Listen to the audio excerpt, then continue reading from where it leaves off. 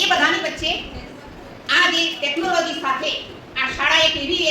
એક હું અનુભવું છું, કારણ કે એની સાથે ઘણી વખત વાતો કરું છું કે તને આજે સ્કૂલમાં શું શીખ્યું, તારે કોની સાથે ચર્ચા થઈ,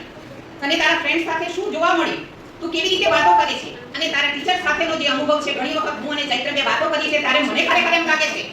કે સ્કૂલને પણ ધન્યવાદ છે, શાળાના શિક્ષકોને પણ ધન્યવાદ છે, અને શાળા સંચાલનને પણ ધન્યવાદ છે કે આજનું આ જે બાળક છે આજે ભલે નાનું લાગે છે પણ એ આવતીકાલનો ઉત્કૃષ્ટ નાગરિક છે. અને એ બાળકોમાં રહેલી સૂક્ષ્મ શક્તિઓને બહાર લાવવા પ્રેરણાનું તથા પ્રયત્ન